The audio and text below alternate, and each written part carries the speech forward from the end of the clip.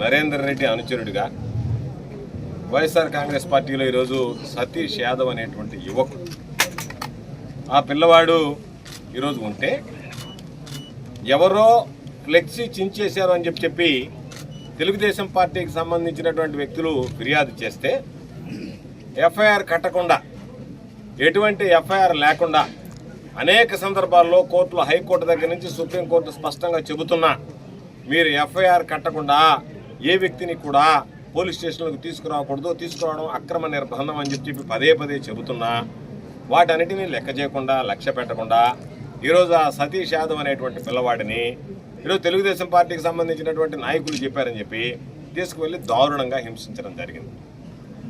సారి ఆ కుటుంబాన్ని చూస్తే పాపం ఎంత బాధాకరమైనటువంటి విషయం అంటే, ఆ భార్య, సతీష్ భార్య పాపం 9 నెలల నిండు గర్భవతి.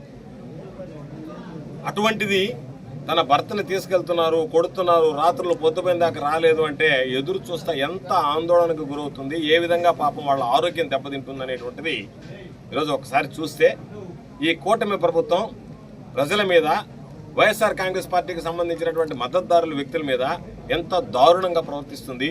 ఇది విధ్వంసకాండ కొనసాగడంలో భాగమా కాదా అనేటువంటిది ఈరోజు మనందరం ఆలోచన చేసుకోవాల్సినటువంటి సందర్భం.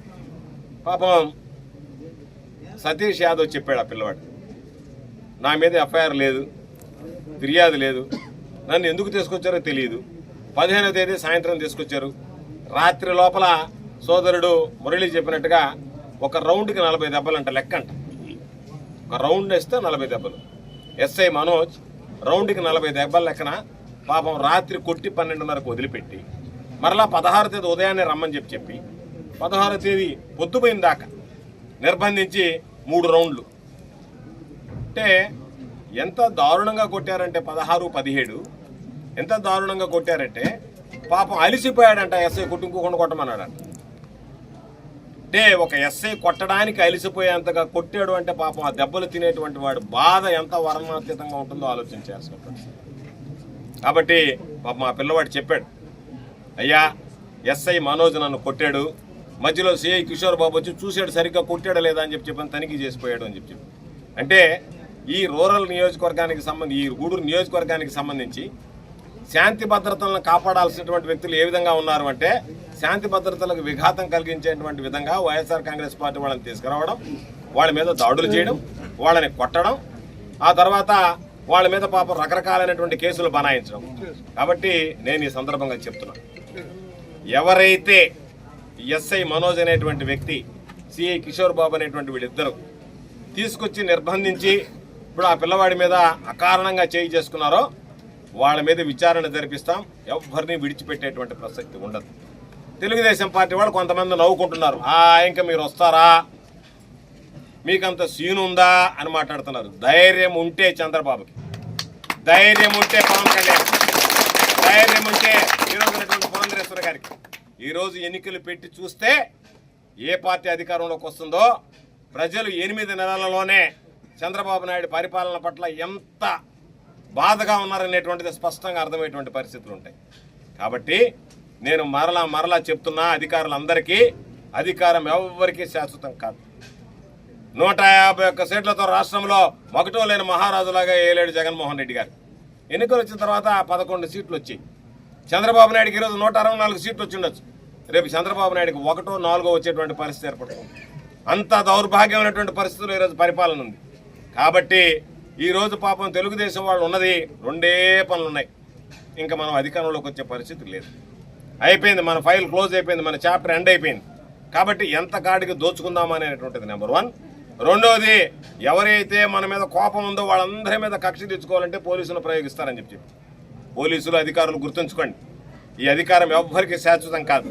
ఈ అధికారం మార్పిడి జరిగిన తర్వాత మిమ్మల్ని ప్రేరేపించినటువంటి తెలుగుదేశం పార్టీ నాయకులు గ్రామాల్లో కనపడరు, గ్రామాలు విడిచి వెళ్ళిపోతారు, గ్రామాల్లో ఉండరు. ఎవరైతే మిమ్మల్ని ప్రేరేపిస్తున్నారో ఈ శాసనసభ్యులు, వీళ్ళు ఎవరైతే నాయకులను ఉన్నారో వాళ్ళు ఎవరు ఇక్కడ ఉండరు, బెంగళూరు, హైదరాబాద్ వెళ్ళిపోతారు రాష్ట్రం దాటి. ఆ రోజు ఈ రాష్ట్రంలో ఉద్యోగం చేయాల్సింది మీరు. ఆ ఉద్యోగం చేయాల్సినటువంటి పరిస్థితులు వచ్చినప్పుడు ఒక్కసారి భవిష్యత్తు మీది ఏ విధంగా ఉంటుందో ఒక్కసారి మీరు గుర్తు తెచ్చుకుంటే, మీ ద్వారా ఏ కుటుంబాలు అయితే ఈరోజు గోడుగోడమన్నాయో అంతకి 10 రెట్లు మీ కుటుంబాలు ఇబ్బందులు పడేటువంటి పరిస్థితులు వస్తాయనేటువంటి ఎవరిని విడిచిపెట్టాం.